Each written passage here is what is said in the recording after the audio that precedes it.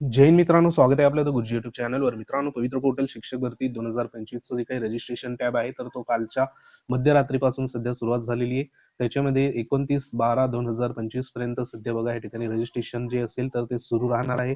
तर रजिस्ट्रेशन करत असताना उमेदवारांकडे जे काही शैक्षणिक आणि व्यावसायिक पात्रतेसंदर्भात तसेच ज्या काही डॉक्युमेंट संदर्भात बघा बऱ्याचशा अडचणी येत आहे. त्या अनुषंगाने नेमकं रजिस्ट्रेशन असताना तुमच्याजवळ कोणती माहिती अवेलेबल पाहिजे त्या अगोदर बघा या ठिकाणी महत्त्वाचं जे काही माहिती आहे तर ह्या व्हिडिओच्या माध्यमातून आपण जाणून घेणार आहोत. तत्पूर्वी तुम्ही जर आपल्या चॅनलवर नवीन असाल तर चॅनलला आवर्जून सबस्क्राईब करून घ्या. बाजूला बेल आयकॉन आहे त्याला देखील प्रेस करा. तर मित्रांनो, आपल्याला माहिती आहे की सध्या परीक्षा देणारे जे काही उमेदवार होते टेट 3 परीक्षा, तर जवळपास 2,28,808 उमेदवारांनी सध्या बघा या ठिकाणी जी नोंदणी आहे तर ती नोंदणी केलेली आहे. आणि जवळपास जे काही उमेदवार आहे तर ते 2,10,000 प्लस सध्या परीक्षा या ठिकाणी दिलेले उमेदवार पाहायला मिळतात. आता ह्याच्यामध्ये बरेचसे जे काही उमेदवार आहे तर ते उमेदवार सध्या बघा ह्या परीक्षा त्यांनी दिलेली जरी असेल परंतु ते स्पर्धेमध्ये सध्या नसणार आहे आणि शिक्षक भरतीची प्रक्रियेमध्ये सध्या बघा त्यांना संधी नसणार. आता ते कोणते उमेदवार, तर ह्या ठिकाणी 4 नंबरचा हा एक पॉईंट सध्या बघा देण्यात आलाय. त्याच्यामध्ये काय म्हटलेलं आहे की शिक्षक अभियोगिता बुद्धिमत्ता चाचणी परीक्षा केवळ एक वेळ देण्याची तरतूद आहे. म्हणजे जी काही परीक्षा आहे तर ती एक वेळ देण्याची तरतूद होती. उमेदवारांना चाचणी परीक्षेसंदर्भात प्रवेश वितरित करताना चाचणीसाठी एकापेक्षा अनेक प्रवेशपत्र प्राप्त या ठिकाणी झाल्यास केवळ एकाच प्रवेशपत्राद्वारे चाचणी परीक्षा जी आहे तर ती प्रविष्ट होण्याबाबत सूचित करण्यात आले होते. म्हणजे एखाद्या उमेदवाराने 2 ते 3 या ठिकाणी बघा फॉर्म भरले होते, त्यांना 2 ते 3 प्रवेशपत्र अवेलेबल झाले होते आणि त्यांनी 2 ते 3 वेळा सध्या जी काही परीक्षा आहे टेट 3 तर ती दिलेली होती, बरोबर. तर ही सध्या बघा त्यांना परीक्षा जर तुमच्याजवळ या ठिकाणी 2 ते 3 जरी हॉल तिकीट अवेलेबल झाले तर कोणत्या तरी एकाच हॉल तिकीटने परीक्षा द्यायची होती एकाच वेळेला. परंतु त्यांनी असं न करता 2 ते 3 वेळा सध्या बघा परीक्षा दिलेली आहे. आणि आपण मागे देखील व्हिडिओच्या माध्यमातून जी काही यादी आहे डबल टिबल नावची, तर ते संपूर्ण उमेदवार जे आहे तर त्यांना आता ह्या भरती प्रक्रियेमधून सध्या बघा त्या ठिकाणी जे काही बाहेर असेल तर ते बाहेर सध्या होणार आहे. तर ह्याच्यामध्ये बघा काय म्हटलेलं आहे पुढे की असे एकापेक्षा जास्त वेळा चाचणी प्रविष्ट झालेल्या उमेदवारांना निवड प्रक्रियेच्या कोणत्याही टप्प्यावर सहभागी करून घेता येणार नाही. अशा पद्धतीने इथे एक स्टेटमेंट देण्यात आलंय की निवड प्रक्रियेमध्ये कोणत्याही प्रकारचं जे काही सहभाग असेल तर तो सहभाग या ठिकाणी बघा करून घेता येणार नाही. आता हे जे उमेदवार आहे जवळपास 3,000 पेक्षा जास्त उमेदवार सध्या बघा आपल्याला या ठिकाणी पाहायला मिळतात.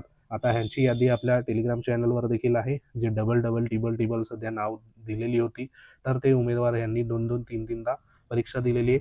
तर हे उमेदवारांनी सध्या बघा पुढील प्रक्रियेसाठी कुठेही त्यांचा विचार होणार नाही. आणि जर त्यांनी चुकून या ठिकाणी बघा पुढे म्हटले की त्यामुळे अशा उमेदवारांनी निवड प्रक्रियेत सहभागी होऊ नये. सहभागी झाल्याचे निदर्शनास आल्यास त्यांच्या कोणत्याही टप्प्यावर उमेदवारी रद्द होईल याची उमेदवारांनी नोंद घ्यावी. म्हणजे चुकून जरी त्यांनी या ठिकाणी रजिस्ट्रेशन केलं तर पुढे त्यांची निवड जरी झाली तरी त्यांची अंतिम जी काही निवड प्रक्रियेमध्ये या ठिकाणी जे काही सध्या अंतिम टप्प्यावर त्यांचं निवड जी असेल तर ती रद्द होणार आहे. म्हणजे या ठिकाणी हे जे उमेदवार आहे तर ह्या उमेदवारांनी सध्या बघा या ठिकाणी शिक्षक पद भरतीची जी काही प्रक्रिया असेल तर त्या प्रक्रियेमधून या ठिकाणी बघा बाद हे झालेले आहे, बरोबर. तर ही एक महत्त्वाची इथं एक सूचना होती. तर जे काही रजिस्ट्रेशन आता करत असताना तुम्हाला 15 ते 29/12/2025 पर्यंत सध्या बघा इथं मुदत देण्यात आली. तर ह्या मुदतीमध्ये लवकरात लवकर जे काही रजिस्ट्रेशन असेल तर ते प्राथमिक स्वरूपात सध्या करून ठेवा. त्याच्यामध्ये तुम्हाला महत्त्वाचा जो काही डेटा आहे तर तो डेटा म्हणजे टी आणि सीटेट संदर्भात या ठिकाणी जे काही डेटा आहे तर तो लॉग इन तेव्हा तुम्ही करणार. तर त्या ठिकाणी टीईटीचं फक्त रोल नंबर आणि जे काही रजिस्ट्रेशन नंबर टाकल्यावर आपलं संपूर्ण जे काही डेटा आहे तर तो ऑटोमॅटिक त्या ठिकाणी नावासहित सध्या बघा येत असतो. आता त्याच्यामध्ये जर तुमचं नाव वगैरे काही बदल असेल तर त्या ठिकाणी रिक्वेस्ट फॉर चेंज डाटा म्हणून बघा एक सुविधा देण्यात आली. त्या ठिकाणी तुम्हाला जाऊन बघा जी काही प्रक्रिया आहे तर ती प्रक्रिया सध्या उमेदवारांनी जी काही तफावत असेल त्या नावामध्ये किंवा तुमचं सीटेट संदर्भात टी संदर्भात तर ती माहिती आहे तर ती माहिती सध्या बघा तुम्हाला अप्रूव्ह करण्यासाठी आपल्या सोयीच्या निवडलेल्या जे काही जिल्ह्याकडे रिक्वेस्ट सध्या पाठवायची आहे, बरोबर. आणि जर तुमचं सर्व व्यवस्थित असेल तर ही प्रक्रिया तुम्ही करायची नाही. तर ही प्रक्रिया सध्या बघा अशा उमेदवारांनी करायची आहे की ज्यांचं टी किंवा सीटेट या माहितीमध्ये काही तफावत आहे अशी जर असेल तर तुम्ही संबंधित जिल्हा अधिकारी जे शिक्षणाधिकारी आहे जिल्ह्याचे शिक्षणाधिकारी तर त्यांना प्राथमिक माध्यमिक यांना सदर उमेदवार जे असेल तर तो उमेदवार विनंती अर्ज असेल टी गुणपत्रक प्रमाणपत्र हे घेऊन सध्या बघा तुम्हाला ओळख त्या ठिकाणी दाखवायची आहे. आणि जी काही दुरुस्ती असेल तर ती करून घ्यायची. तर हे एक महत्त्वाचा जो काही मुद्दा आहे तर हो एक लक्षात घ्या.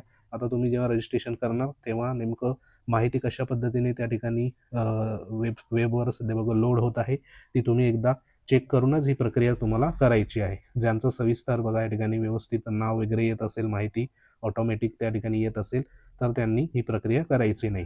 त्यानंतर एक महत्त्वाचं म्हणजे जो काही CGPA पॅटर्न आहे, आपल्याला माहिती आहे की सध्या प्रत्येक युनिव्हर्सिटीमध्ये आत्ताच्या घडीला जे काही CGPA आणि OGPA किंवा लेटर ग्रेड आहे, म्हणजे ए असेल, बी असेल, A+ असेल अशा पद्धतीने ग्रेड दिलेले आहे, बरोबर.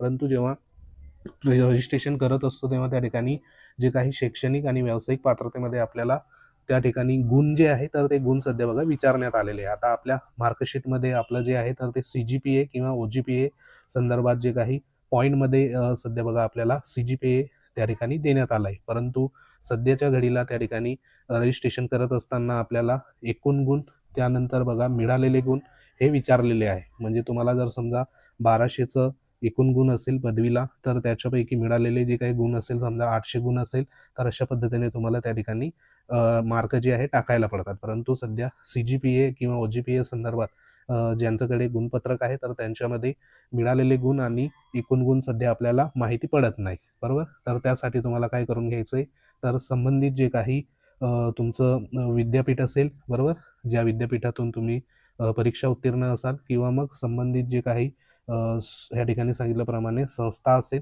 तर त्या संस्थेच्या जवळ तुम्हाला संपर्क साधायचा आहे आणि त्यांच्याकडून जे काही मार्क असेल तर ते मार्क तुम्हाला बघा या ठिकाणी व्यावसायिक अर्हता उत्तीर्ण प्रमाणपत्रावर CGPA OGPA किंवा लेटर ग्रेड इत्यादी श्रेणी नमूद आहे त्यांनी त्या बोर्ड किंवा विद्यापीठ संस्था असलेल्या गुण रूपांतराचे सूत्र विचारात घेऊन प्राप्त गुण व प्रमाण या माहितीची नोंद करून बघा घ्यायची आहे. कारण हे जोपर्यंत तुमच्याजवळ राहत नाही, म्हणजे जे काही प्राप्त गुण आणि या ठिकाणी मिळालेले गुण हे जोपर्यंत राहत नाही तोपर्यंत तुम्ही त्या ठिकाणी माहिती भरू शकत नाही. कारण तुमच्याकडे CGPA समजा 7.8 असेल, बरोबर, 7.8 असेल किंवा 7.10 असेल, हा फक्त CGPA आपल्याला कळतोय, परंतु एकूण मार्क किती, त्यानंतर मिळालेले मार्क किती हे सध्या कळत नाही. तर हे आपापल्या युनिव्हर्सिटी किंवा जे काही इथं सांगितल्याप्रमाणे आपले विद्यालय असेल, महाविद्यालय असेल, कॉलेज असेल तर त्या ठिकाणी देखील तुम्ही ते कन्वर्ट करून घ्या. त्या ठिकाणी तुम्हाला एक सर्टिफिकेट दिलं जातं मार्क जे काही रूपांतर करण्याच्या अनुषंगाने, तर ते तुम्ही करू शकता. तर ही एक महत्त्वाची बघा इन्फॉर्मेशन होती. हे केल्यावरच तुम्हाला त्या ठिकाणी व्यवस्थित जो काही डेटा आहे तर तो डेटा तिथं टाकता येणार आहे. त्यानंतर एक महत्त्वाचा जो मुद्दा आहे तो म्हणजे जे सध्या शैक्षणिक अर्हतेसंदर्भात जो तुमचा मुख्य विषय आहे, म्हणजे जो स्पेशल विषय आहे तर तो विषयच त्या ठिकाणी आपल्याला नमूद करायचा आहे. कारण ह्याच्यामध्ये तुमची जी काही शैक्षणिक पात्रतेनुसार या ठिकाणी स्पेशल विषय जो असेल तर त्याच्या बेसवरच तुम्हाला पुढील जे काही शाळेचे प्रेफरन्स आहे तर ते प्रेफरन्स सध्या बघा येणार आहे. म्हणून तुमचा जो या ठिकाणी तुमचं जे सध्या युनिव्हर्सिटी असेल, बरोबर, आता ह्याच्यामध्ये बाकी YCMचे देखील उमेदवार असेल, बाकी रेग्युलर ज्या काही युनिव्हर्सिटी आहे त्यांचे देखील असेल तर त्यांचे देखील एक तुमच्या पद्धतीने नेमकी तुमची आता समजा YCMचे असेल तर 2 विषयाचं देखील सध्या बघा त्या ठिकाणी असतात स्पेशल, आणि इतर जे काही सध्या विद्यापीठ असतात त्या ठिकाणी स्पेशल आपला एक सब्जेक्ट असतो, तर तोच आपला त्या ठिकाणी पुढेपर्यंत त्याच्यामध्येच सध्या आपलं ग्रॅज्युएशन होत असतं. आता एखाद्या समजा नॉर्थ महाराष्ट्र युनिव्हर्सिटी जळगावची जर आपण इथं विचार केला तर त्या ठिकाणी कोणत्या तरी एक सब्जेक्टमध्ये सध्या बघा आपली पदवी जी असते तर ती पदवी त्या ठिकाणी मिळत असते, बरोबर. आता एखादा समजा तुमचा सेकंड इयरला देखील समजा भाषा विषयामध्ये तुमचं मराठी विषय असेल, त्यानंतर थर्ड इयरला देखील तुमचा मराठी विषय असतो, बरोबर. म्हणजे हे तुमची मराठी संदर्भात जी काही पदवी असेल तर ती पदवी त्या ठिकाणी झालेली राहील, बरोबर. असे तुमचे जर स्पेशल असेल विषय तर तोच सध्या मुख्य प्रधान विषय सध्या बघा त्या ठिकाणी आपल्याला नमूद करायचा आहे, अशा पद्धतीने इथं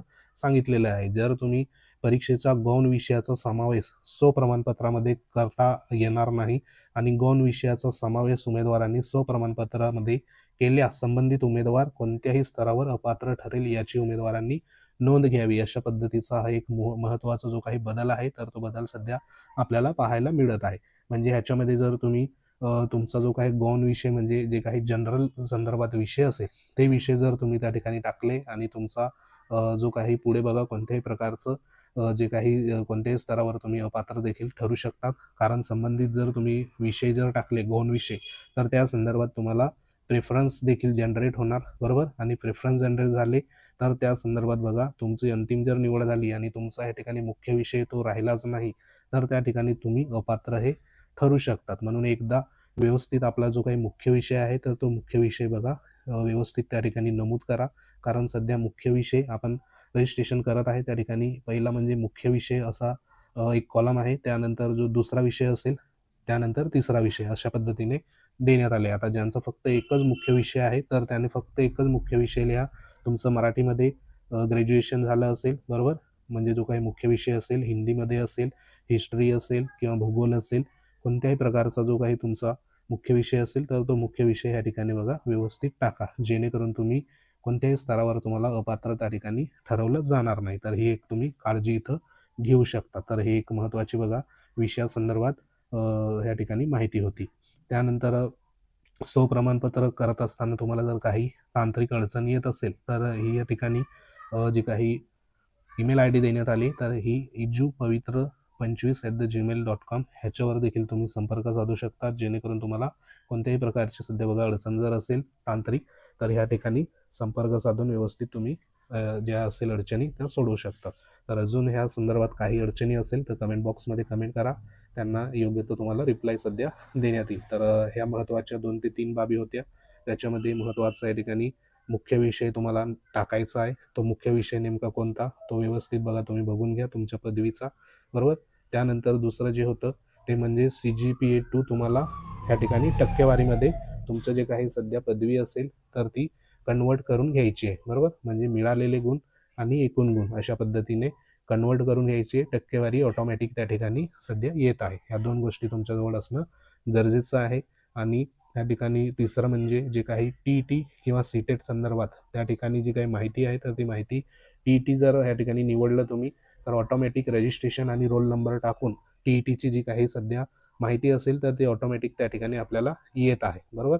नाव असेल, संपूर्ण माहिती तिथं येत आहे. तर त्याच्यामध्ये जर तफावत असेल, तर तुम्ही ही जी प्रक्रिया आहे request for change in data, तर ही लवकरात लवकर करून घ्यायची आहे, बरोबर? त्यानुसार सध्या बघा तुमचं व्यवस्थित त्या ठिकाणी दुरुस्ती होऊ शकते. तर अजून ही संधी आहे. फक्त जे काही रजिस्ट्रेशन असेल तर ते करून ठेवा. फायनल जे काही सध्या बघा या ठिकाणी सबमिट असेल तर ते अजून तरी करू नका. व्यवस्थित चेक करा. त्यानंतरच पूर्ण फायनल सध्या सबमिट करायचं. तर महत्त्वाचं बघा माहिती होती. आवडली असेल लाईक करा, शेअर करा. तुम्ही जर आपल्या चॅनलवर नवीन असाल, चॅनलला आवर्जून सबस्क्राईब करून घ्या. काही कमेंट असतील तर कमेंट नक्की करा. त्याच्यावर तुम्हाला योग्य तो मार्गदर्शन केलं जाईल. तर भेटू आपण पुढच्या महत्त्वाच्या विषयामध्ये. तोपर्यंत जय हिंद, वंदे मातरम.